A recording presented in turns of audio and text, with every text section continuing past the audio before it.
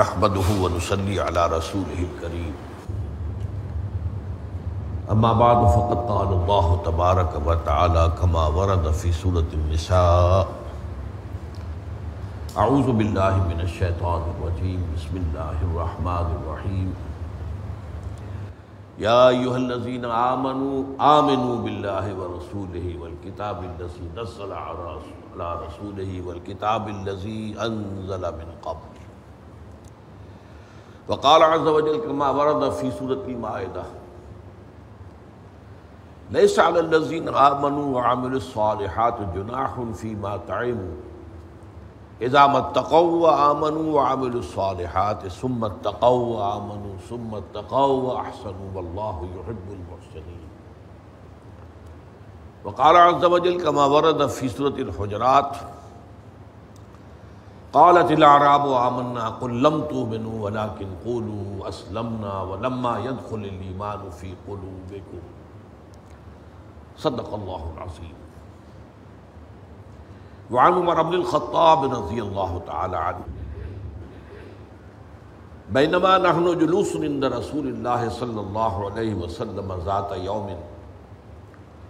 اذ طلع علینا رجل شدید بیاض الثياب شدید سواد الشعر لا يرى عليه اثر السفر ولا يعرفه منا احد حتى جلس الى النبي صلى الله عليه وسلم فاسند ركبتيه الى ركبتيه ووضع كفيه على فخذيه وقال يا محمد اخبرني عن الاسلام الى قوله تعالى ثم انطلق الى قوله عليه الصلاة والسلام ثم انطلق فلبثت مليا ثم قال لي يا عمر أتدري من السائل قلت الله ورسوله أعلم قال فإنه جبريل أتاكم يعلمكم دينكم رواه مسلم رحمه الله. رب اشرح لي صدري ويسر لي أمري واحلل عقدة من لساني يفقهوا قولي. اللهم ربنا الہمنا رشدنا واعذنا من شرور انفسنا اللهم ارنا الحق حقا وارزقنا اتباعه وارنا الباطل باطلا وارزقنا اجتنابه آمین یا رب العالمین. آج ہم اللہ کے نام سے حدیث جبرائیل کا مطالعہ شروع کر رہے ہیں. اس حدیث کے بارے میں پہلے آپ کو بتا چکا ہوں کہ اسے ام السنہ قرار دیا گیا. ام السنہ، سنت کی جڑ، سنت کی بنیاد.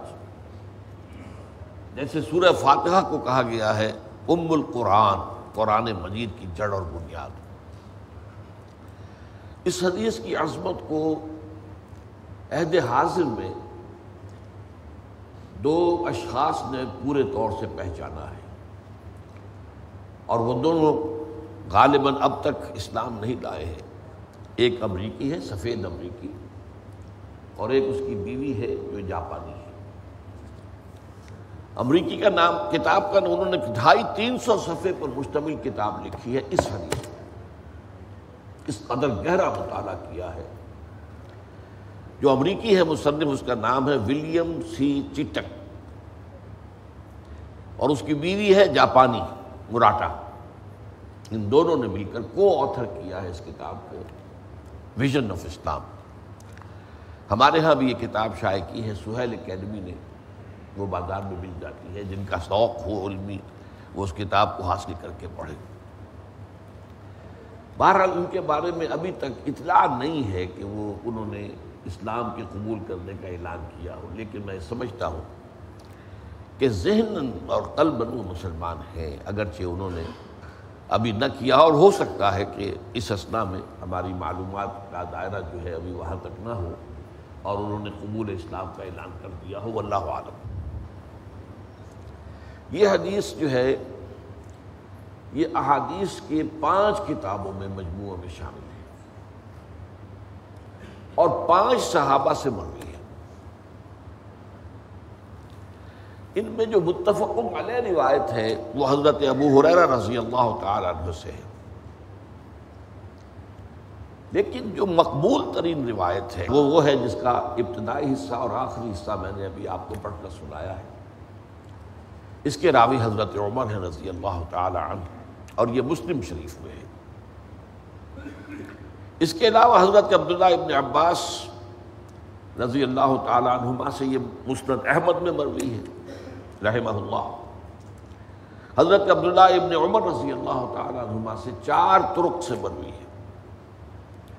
ابو عامر اشعری رضی اللہ تعالی عنہ سے یہ مسند احمد میں آئی ہے، اور حضرت ابو ہریرہ سے جیسا کہ میں نے آپ کو بتایا رضی اللہ تعالی عنہ، یہ بخاری اور مسلم دونوں میں آئی ہے، متفق علیہ وہ ہے۔ لیکن بعض صحابہ ہیں جن کے بارے میں کہا جاتا ہے فقہائے صحابہ، تو یہ دین کا فہم اور دین کی سمجھ گہرائی میں، اس میں ظاہر بات ہے صحابہ برابر تو نہیں تھے، فرق مراتب تھا، تو حضرت عمر ان میں چوٹی کے آدمی ہیں، حضرت عبداللہ ابن عباس کا بھی شمار بھی ہے۔ اس لیے ان 2 حدیثوں کو زیادہ اہمیت دی گئی، اور سب سے زیادہ جو میں نے آپ سے عرض کیا کہ مقبول ترین جو ہے وہ حضرت عمر سے مروی روایت ہے۔ اس میں اتفاق ہے کہ آن حضور صلی اللہ علیہ وسلم کی حیات دنیاوی کے تقریباً آخری ایام میں یہ واقعہ پیش آیا ہے جو اس حدیث میں بیان ہو رہا ہے۔ فتح الباری اور عمدۃ القاری ان دونوں نے یہ کہا ہے کہ یہ آخری دنوں کا واقعہ ہے۔ اس حدیث کا ہمارے علماء میں سے مولانا بدر عالم میرٹھ ہی رحمۃ اللہ علیہ، مہاجر مدنی، ان کا پھر انتقال مدینہ منورہ میں ہوا ہے، ان کی کتاب ترجمان السنہ، اس میں تفصیل کے ساتھ یہ طرق جو میں نے بیان کیے ہیں، فلاں صحابی سے راوی ہے فلاں کتاب میں، اس کا متن کیا ہے، فلاں صحابی سے روایت ہے فلاں کتاب میں، اس کا متن کیا ہے، تو اس کی تفصیلات وہاں سے معلوم ہو جائیں گی۔ اب اس میں جو ایک واقعہ بیان ہوا ہے، اس واقعے کو سب سے پہلے میں آپ کو بتا دینا چاہتا ہوں، اور اس میں اصل بنیاد تو ہماری یہی روایت حضرت عمر ہوگی رضی اللہ تعالیٰ عنہ، لیکن واقعے کی تفصیلات کے ضمن میں جو کچھ مزید پہلو جو ہیں دوسری روایتوں میں آئے ہیں وہ بھی میں آپ کو ساتھ ہی بتاؤں گا۔ اس میں یقیناً متن کے الفاظ میں بھی کچھ فرق ہے، لیکن زیادہ جو ہے واقعاتی تفاصیل میں جو ہے وہ فرق زیادہ ہے۔ اور یہ میں نے جو پہلی تقریر کی تھی، تعارفی تقریر یا ابتدائی تقریر، یہ تمہیدی تقریر، اس میں آپ کو بتا دیا تھا کہ قرآن مجید میں اور حدیث میں یہ بہت بڑا بنیادی فرق ہے۔ قرآن وحی جلی پر مبنی ہے، وحی جلی پر مشتمل ہے، اور وہ باللفظ ہے، وربل ریولیشن ہے، الفاظ اللہ کے۔ لیکن حدیث نبوی بھی اگرچہ وحی پر مبنی ہے، اس کو وحی خفی کہتے ہیں، لیکن اس کے الفاظ متفق علیہ نہیں ہیں، محفوظ نہیں ہے، اس میں راویوں کے بیان میں لفظی طور پر فرق ہو جاتا ہے، کوئی ترتیب کے اندر بھی فرق ہو جاتا ہے۔ اور اس کی میں نے مثال دی تھی کہ ابھی آپ کوئی چند جملے کسی محفل میں بولیے، اور پھر تھوڑی دیر کے بعد اس محفل کے شرکاء سے پوچھیے میں نے کیا کہا تھا، تو اس تمام کے بیان کے اندر جو ہے کچھ نہ کچھ فرق ہوگا، تھوڑا تھوڑا فرق ہوگا۔ تو یہ حدیث جو ہے اپنے ایسنس کے اعتبار سے، اپنے ہدف اور مضمون کے اعتبار سے تو متفق علیہ ہے، کوئی شک نہیں، کوئی اختلاف نہیں، لیکن لفظی طور پر فرق موجود ہے، متن میں بھی اور واقعے کی تفصیلات میں بھی۔ اب یہ کہ یہ روایت عمر رضی اللہ تعالیٰ عنہ سے ہم اس کا ترجمہ کر رہے ہیں۔ حضرت عمر فرماتے ہیں رضی اللہ تعالیٰ عنہ، بینما نحن جلوس عند رسول اللہ ذات یومن، اسی اثنا میں کہ ایک دن ہم رسول اللہ صلی اللہ علیہ وسلم کے پاس بیٹھے ہوئے تھے، مجلس ہے، اب تصور سے دیکھیے یہ واقعہ کچھ ایسا ہے کہ آپ چشم تصور سے دیکھ سکتے ہیں اس واقعے کو، اور اس کو پڑھتے ہوئے تھوڑی دیر کے آپ اپنے آپ تھوڑی دیر کے لیے اپنے آپ کو اس ماحول کا جز سمجھیں۔ بینما نحن جلوس عند رسول اللہ صلی اللہ علیہ وسلم ذات یوم، اسی اثنا میں کہ ایک دن ہم بیٹھے ہوئے تھے نبی اکرم صلی اللہ علیہ وسلم کے پاس، اذ طلع علینا رجل شدید بیاض الثیاب شدید سواد الشعر، کہ اچانک ایک شخص نمودار ہوا اس کے کپڑے انتہائی سفید، کوئی میل کے اثرات نہیں، کوئی گرد و غبار نہیں، اور وہ ان کے بال جو ہے وہ انتہائی سیاہ۔ اب اس میں ایک روایت میں ایک لفظ اور ہے، حسن الوجہ، نہایت خوبصورت، نہایت حسین انسان۔ اب ان کے بارے میں لوگوں نے سوچا یہ ہے کون؟ یہاں فرما رہے ہیں حضرت عمر لا یرا علیہ اثر السفر، نہ تو اس شخص پر کوئی سفر کے آثار تھے، اگر وہ باہر سے آ رہا ہوتا اور ابھی آ رہا ہوتا تو اس کے کپڑے کچھ گرد آلود ہوتے، کچھ بالوں کے اندر غبار ہوتا، یہ سب کچھ ہوتا۔ اثر السفر معلوم ہوا کہ یہ باہر سے نہیں آیا ہے۔ ولا یعرفہ منا احد، اور ہم میں سے کوئی اسے پہچانتا بھی نہیں تھا۔ اس میں ایک روایت میں اضافہ ہے فنظرنا بعضنا الی بعض، ہم نے ایک دوسرے کو دیکھا۔ آپ جانتے ہیں یہ اشاروں میں، حضور کی مجلس میں آواز سے نہیں، ایک دوسرے کو دیکھا، کچھ معلوم ہے۔ معلوم ہوا کہ پوری مجلس میں کوئی ان کا شناسہ نہیں تھا۔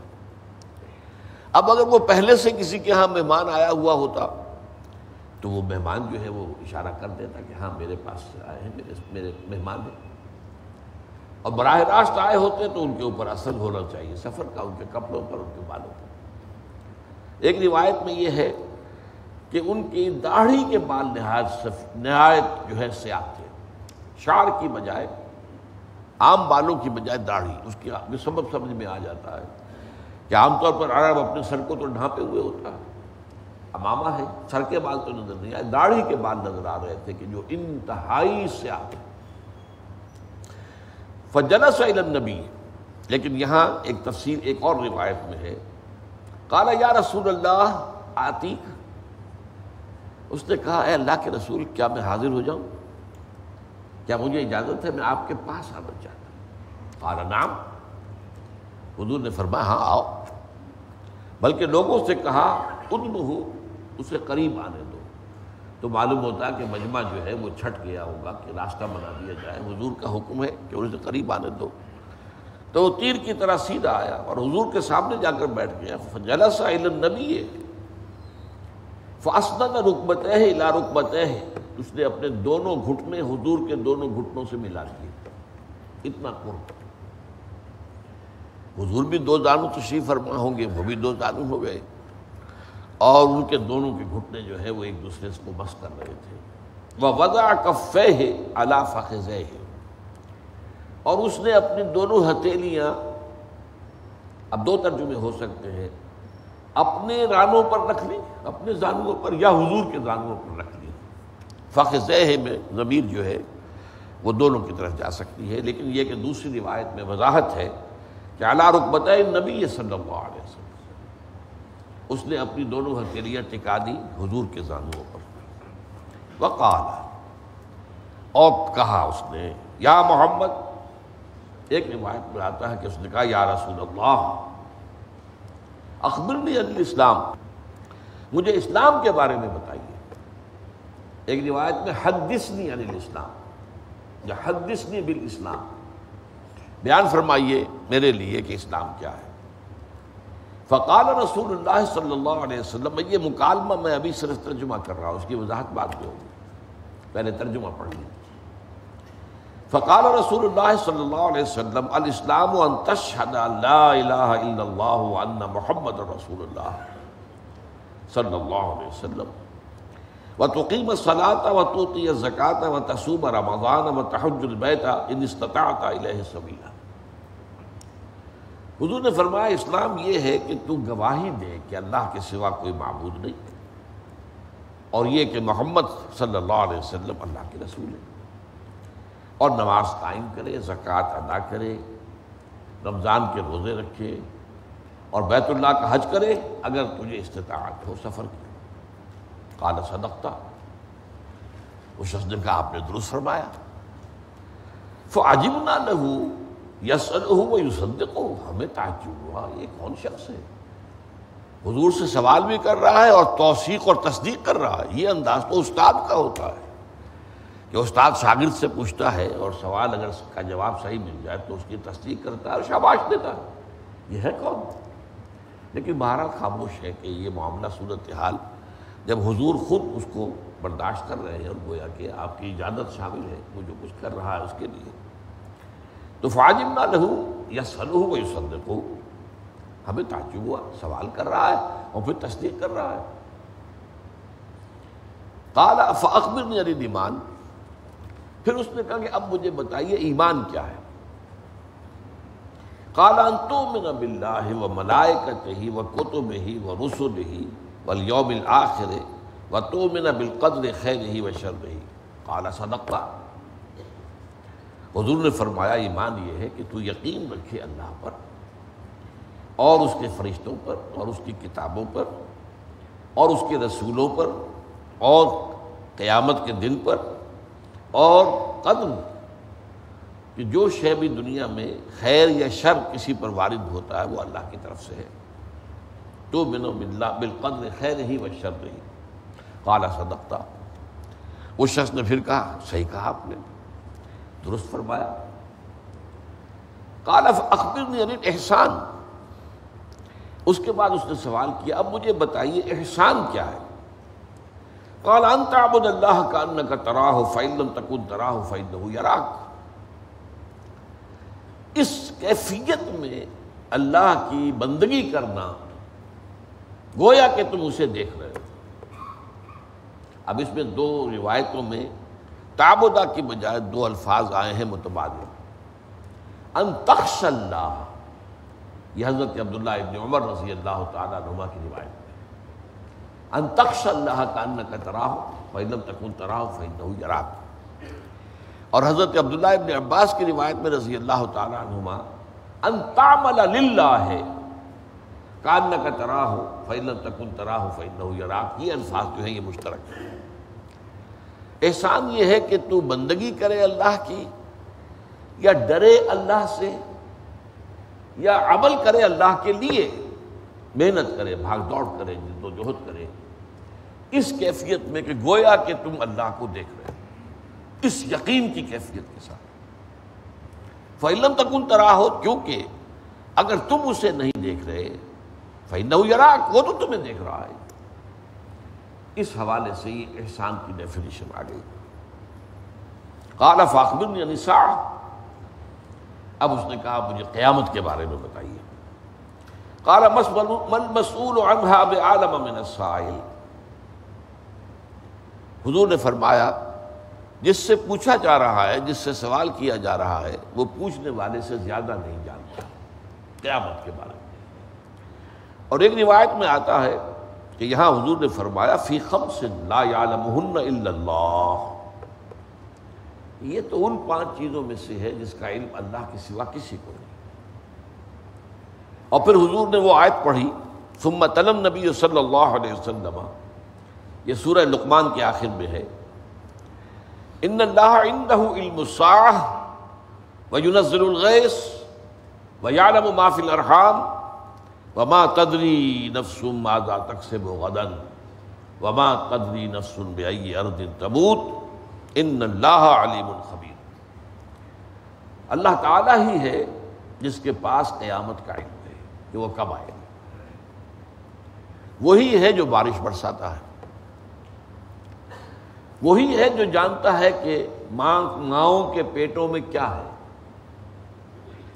اور کسی انسان کو، کسی ذی نفس کو یہ معلوم نہیں ہے کہ وہ کل کیا کمائی کرے گا، کل کوئی نیکی کمائے گا یا بدی کمائے گا، یا دنیا کی کمائی کے اعتبار سے بھی کیا پتہ۔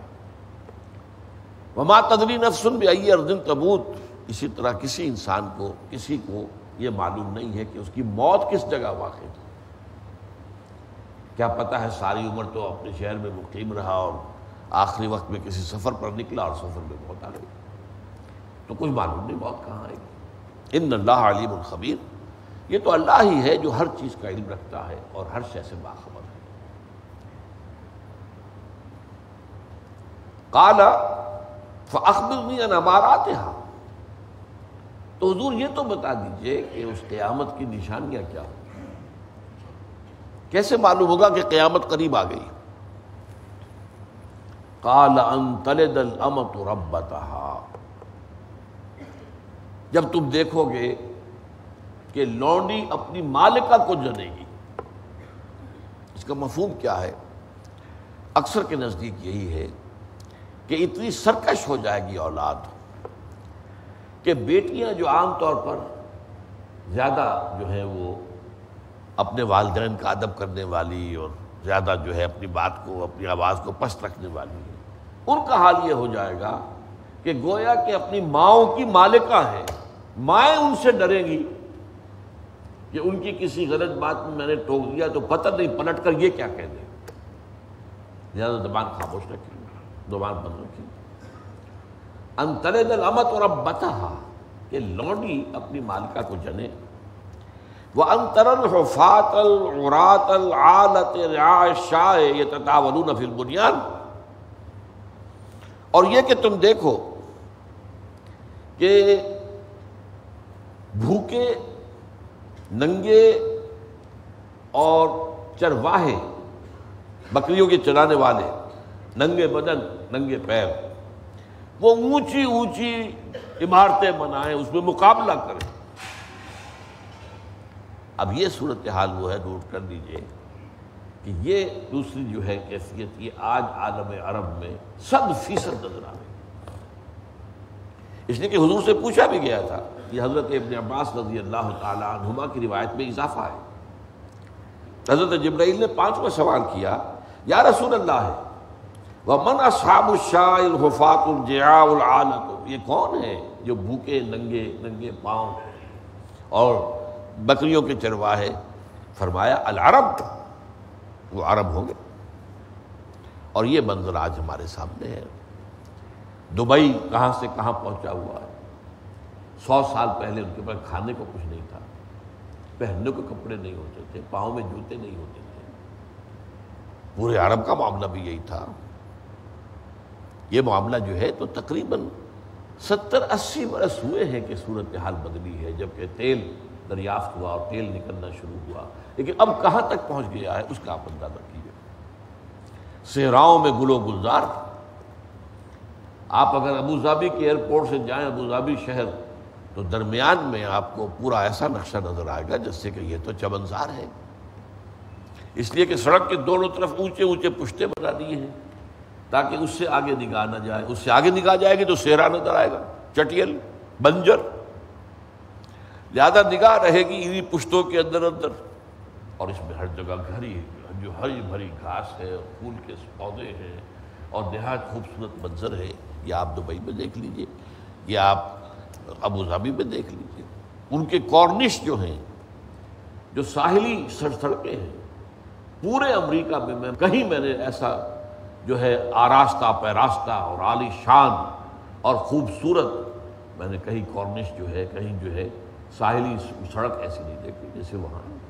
اب جدہ کے اندر بھی یہی حال ہے۔ ریاض کا کیا حال ہے، جدہ کے اس حال میں ہے، اور دبئی میں سمجھتا ہوں کہ ان کے بعد جو ہے ابھرنا شروع ہوا، لیکن وہ سب سے آگے نکل گئی۔ 7 سٹار ہوٹل، یہ حال ہے اس عرب کا جس کے بارے میں فرمایا ان ترى الحفاة العراة العالة رعاء الشاء يتطاولون في البنيان۔ یتطاولون یہ باب تفاعل سے آیا ہے، ایک دوسرے کا مقابلہ کرنا۔ اور یہ میں اب تو میرا داخلہ جو ہے وہ 13-14 سال سے بند ہے یو اے ای میں، لیکن یہ کہ اس سے پہلے میں جاتا رہا ابوظہبی، دبئی، تو وہاں میں ایک بلڈنگ میں ٹھہرا ہوا تھا اور اس کے برابر بڑی اونچی عالیشان بلڈنگ اسے گرا رہے تھے۔ نہیں کہ نہیں، میں نے پوچھا یہ کیا افتاد ہے، یہ کیوں گرا رہے ہیں؟ اس میں تو کوئی، ابھی تو یہ آبادی ہوا ہے شہر، کوئی پرانی عمارت ہے تو یہ ہے نہیں۔ کہنے لگے اس کے قریب میں اس سے اونچی عمارت بن گئی ہے، لہذا اب اس عمارت کو گرا کر اور اس سے اونچی عمارت بنانی ہے۔ یہ مقابلہ جو ہے یتطاولون فی البنیان، عمارتوں کی اونچائی میں وہ ایک دوسرے کا مقابلہ کریں گے۔ یہ نقشہ میں اپنی آنکھوں سے دیکھ کر آیا۔ اس کے بعد ثم انطلقا، حضرت عمر فرماتے ہیں رضی اللہ تعالیٰ عنہ، پھر وہ شخص چلا گیا۔ فلبثت ملیا، تو میں کچھ متردد سا رہا، میرے ذہن میں یہ الجھن رہی، یہ سائل کون تھا؟ لبثت ملیا، فقال لی، تو مجھ سے حضور نے فرمایا، یا عمر وتدری من السائل، اے عمر تمہیں معلوم ہوا یہ سائل کون تھا؟ قلت اللہ ورسولہ اعلم، میں نے کہا اللہ اور اس کا رسول بہتر جانتے ہیں، صحابہ کا عام معمول یہی تھا۔ قال، حضور نے فرمایا، فإنہ جبریل اتاکم یعلمکم دینکم، یہ جبرائیل تھے جو آئے تھے تمہیں تمہارا دین سکھانے کے لیے۔ اب یہ جو اختتامی حصہ ہے یہ حضرت عمر کی اس روایت میں بہت ہی مختصر ہے اور نامکمل ہے۔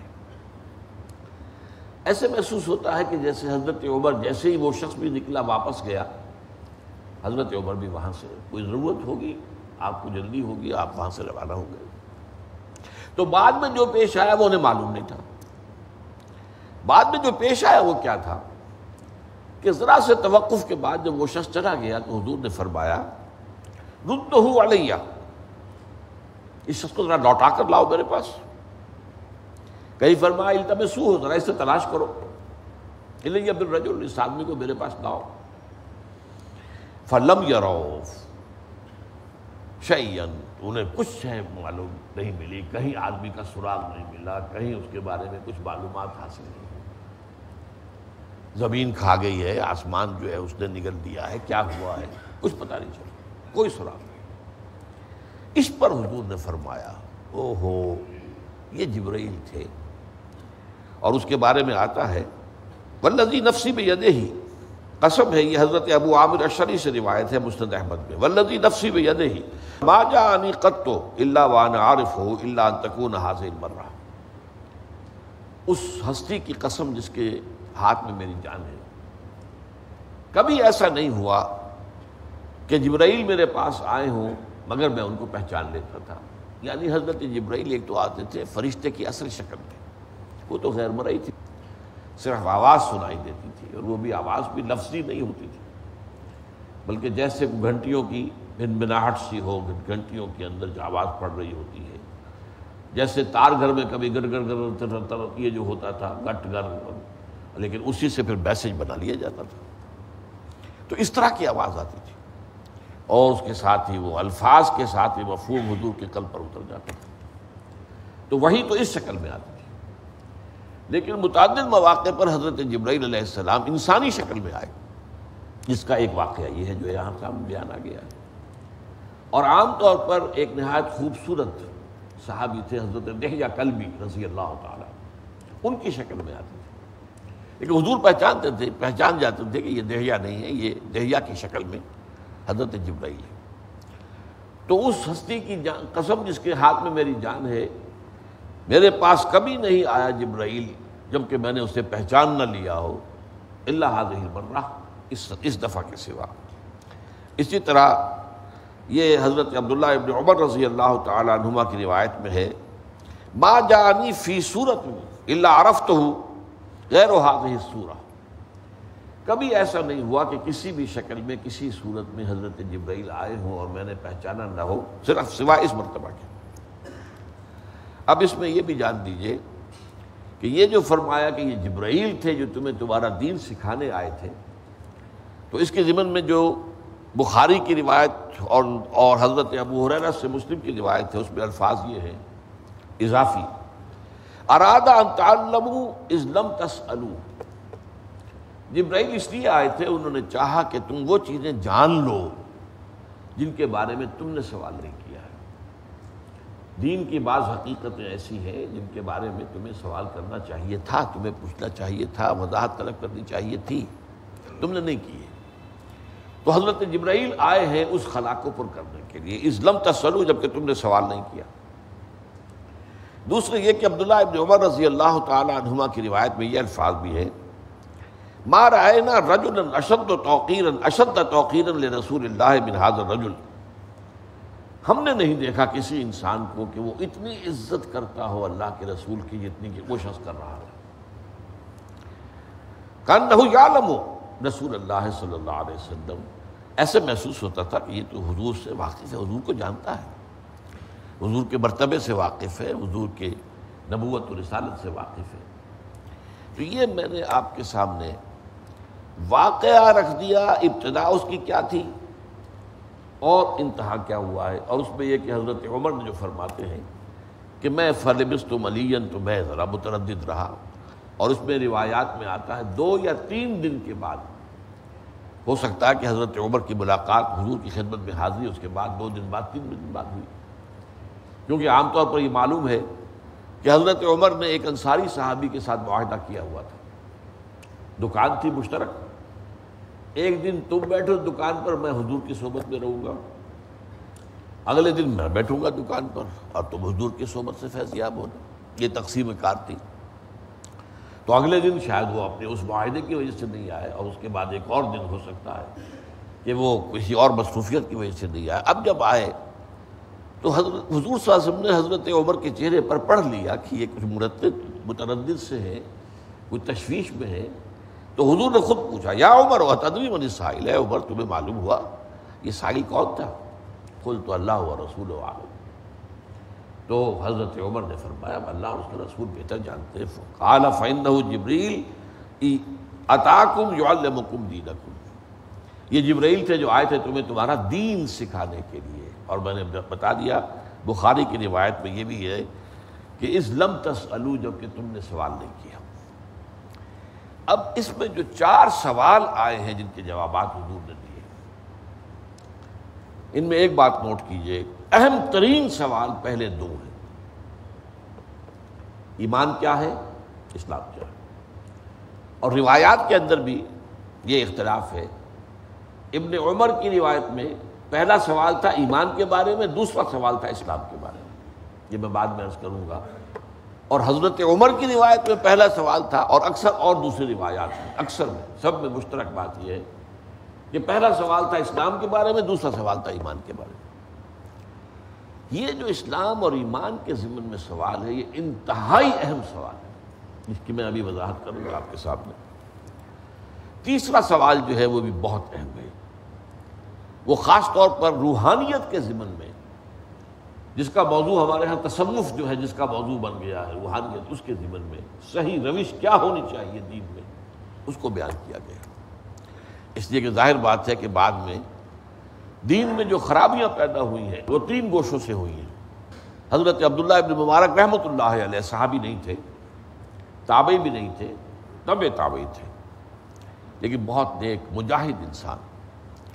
ان کا ایک شعر ہے وَمَا أَفْسَدَ الدِّينَ إِلَّا الْمُلُوكُ وَرُهْبَانُ سُوءٍ وَأَحْبَارُهَا، وَأَحْبَارُ سُوءٍ وَرُهْبَانُهَا، دین میں فساد جو ہے وہ 3 طرف سے آتا ہے یا آیا ہے، یعنی معلوم ہوتا ہے کہ دور خلافت راشدہ کے مقابلے میں تو اس دور میں بھی فساد آ چکا تھا۔ اب یہ ریلیٹو بات ہے، ایک آج کا دور ہے، فساد جس انتہا کو پہنچا ہے، ظہر الفساد فی البر والبحر بما کسبت ایدی الناس، بحر و بر میں فساد ہے، فتنہ ہے، لیکن ظاہر بات ہے کہ دور خلافت راشدہ کے بعد اس میں جو ہے کمتی جو آتی رہی ہے، کمی جو آتی رہی ہے، تو پھر ان دوروں کے اندر بھی جو حساس لوگ تھے انہیں فتنہ محسوس ہو رہا تھا، فساد محسوس ہو رہا تھا، لیکن یہ کہ اس کی سورس کیا ہے، وما افسد الدین الا الملوک، یا تو بادشاہ سلاطین وہ دین میں ہیرا پھیری کرواتے ہیں اپنے مفادات کے لیے، اور یا یہ کہ احبار و سوئن علماء سوء، دین فروش علماء، فتویٰ فروش علماء، جو اصل میں اپنے دین کو اور اپنے علم کو کمائی کا ذریعہ بناتے ہیں، طالب دنیا، احبار و سوئن ورہبانھا، ان کے راہب، یہ رہبانیت جب آتی ہے تو یہ بھی دین کے اندر فتور اور فساد پیدا کرتی ہے۔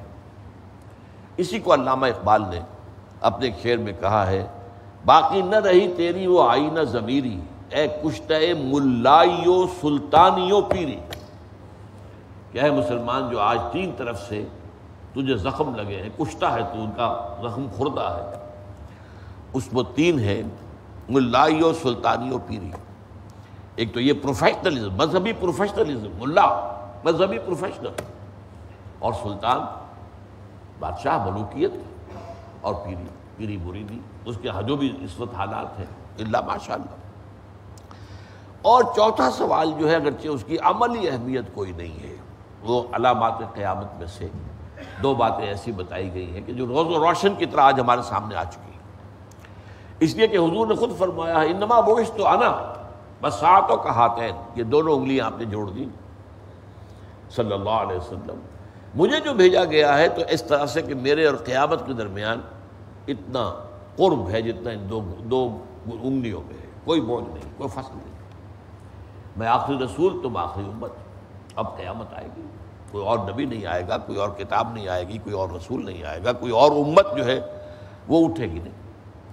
تو گویا کہ اصل میں حضور کی بعثت ہی فی نفس ہی علامات قیامت میں سے شمار کی گئی، لیکن اس کے بعد یہ ہے کہ پھر چھوٹی علامتیں بڑی علامتیں ان پر جو ہے جو احادیث کے مجموعے ہیں ان میں پورے باب ہیں، تو علامات جو ہیں چھوٹی بھی ہیں بڑی بھی ہیں، اور اس میں یہ کہ کتاب و علامات الساعہ، یہ کتاب جو ہے وہ مل جائے گی آپ کو، علامات الساعہ قیامت کی نشانی، اور یہ آپ کو احادیث ملے گی۔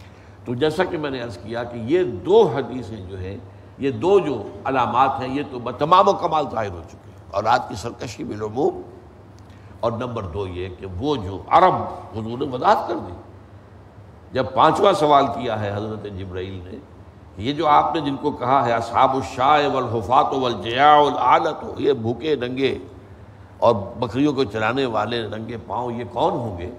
فرمایا عرب، اور وہ عرب کے اندر آپ کو نظر آ رہا ہے، جزیرہ نما عرب کا مشرقی ساحل دیکھ لیجئے، اس کا مغربی ساحل دیکھ لیجئے، جنوبی ساحل کے ساتھ صحرا ہے، وہاں آبادی اور وہ ہے ہی نہیں، وہ تو جو علاقہ ہے وہ بہرحال اسے الربع الخالی کہتے ہیں، یہ خالی ہے، وہاں نہ کوئی انسان ہے نہ کوئی نباتات ہیں، اس میں تو ایسا ریت بھی ایسی ہے کہ جس پر کوئی شے ٹھہر ہی نہیں سکتی، وہ سیدھی نیچے جاتی، ریت ایسی نہیں ہے جیسی ریت کے اوپر اونٹ چل رہا ہے، انسان چل رہے ہیں، تھوڑا سا پاؤں دھستا ہے، لیکن بس اتنا ہی ہے کہ تھوڑا آپ کو تکلیف ہو جائے گی پاؤں ذرا نکال کر چلنے میں، لیکن اس میں آپ دھستے تو نہیں چلے جائیں گے۔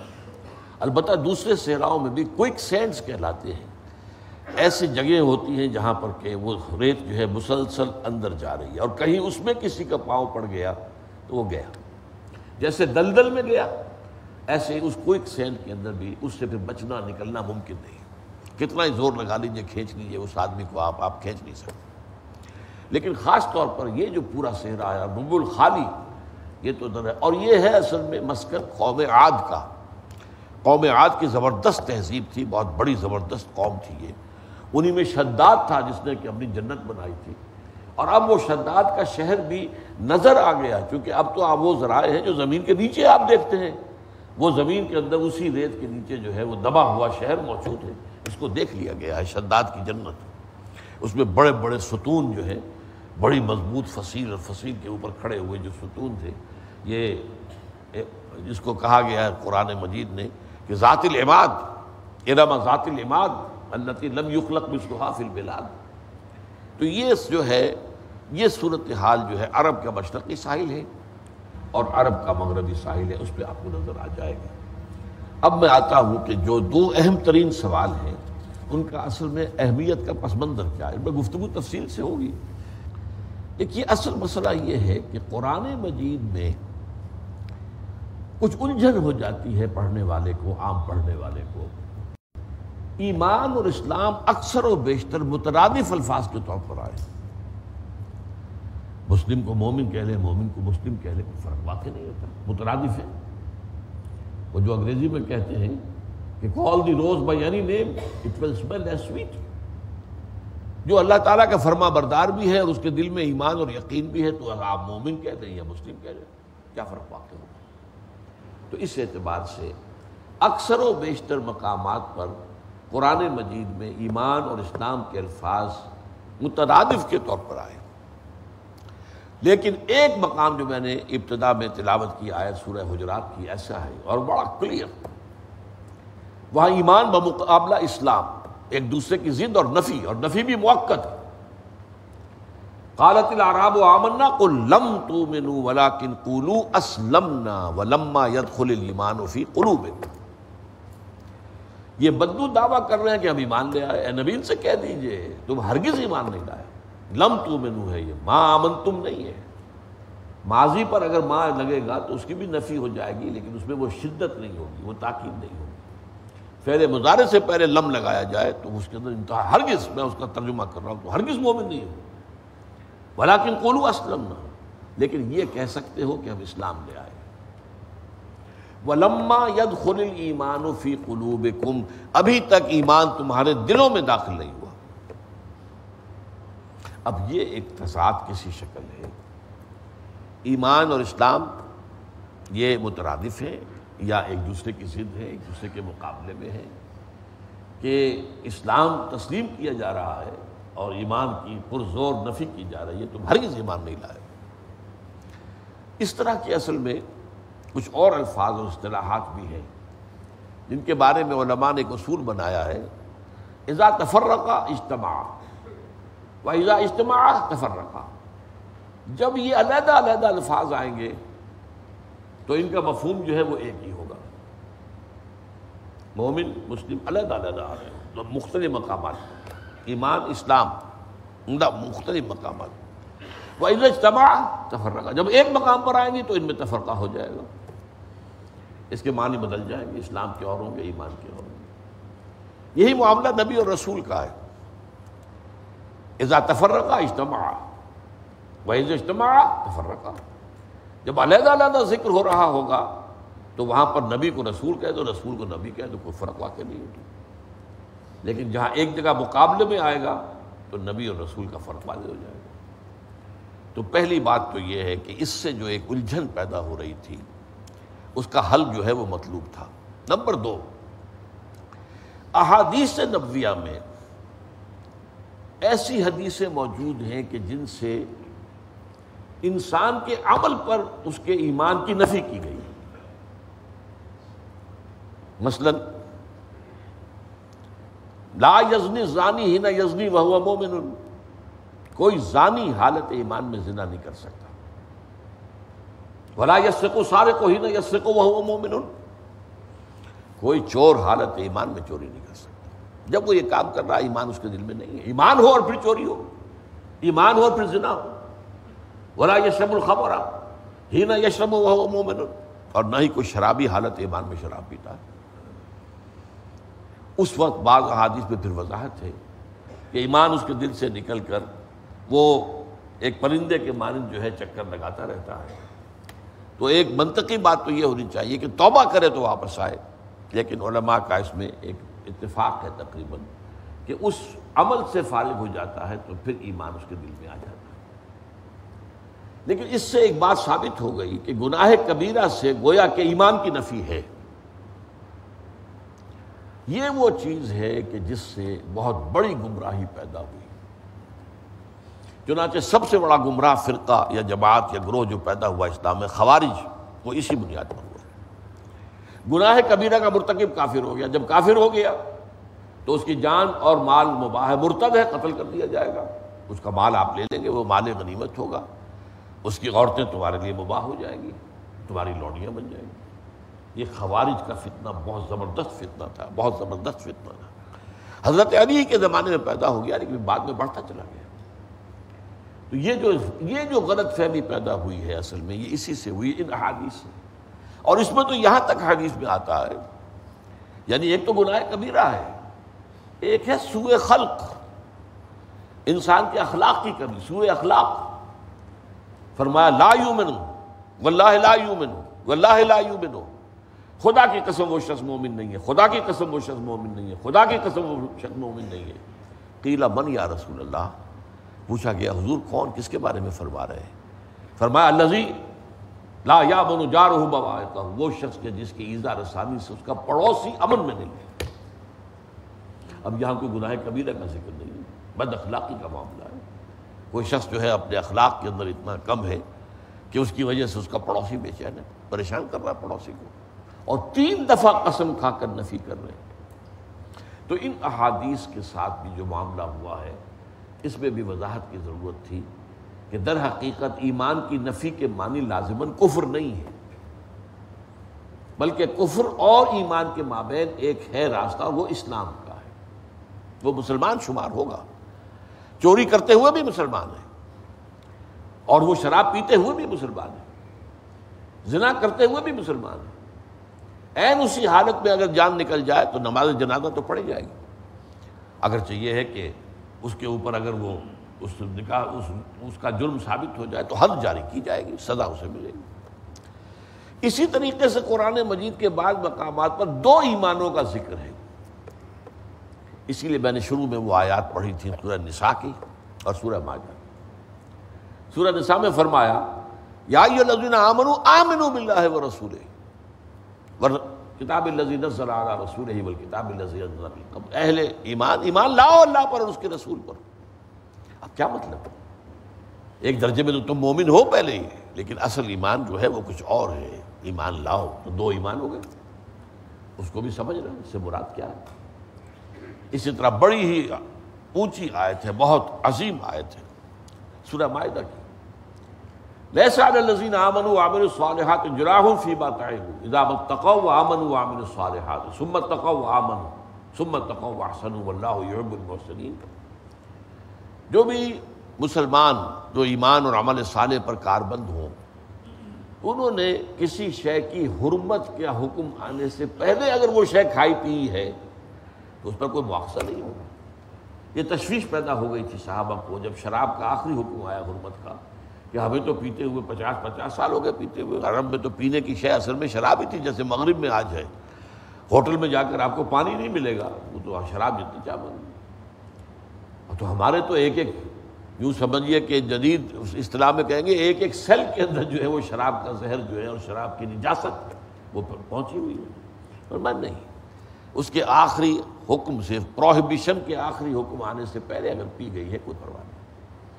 اب یہاں پھر 3 درجے آئے، اذا ما اتقوا وآمنوا وعملوا الصالحات، جبکہ وہ ایمان لائے ہیں اور نیک عمل کر رہے ہیں، ثم اتقوا، پھر اور تقوی آیا، وآمنوا، اور ایمان لائے، اب ایک ایمان وہ اور دوسرا ایمان یہ، ثم اتقوا واحسنوا، اور اس کے بعد مزید تقوی اور اس سے درجہ احسان پر فائز ہو گئے۔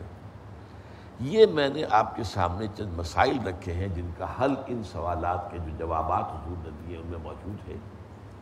بارک اللہ لی و لکم فی القرآن العظیم ونفعنی وإیاکم بالآیات والذکر الحکیم۔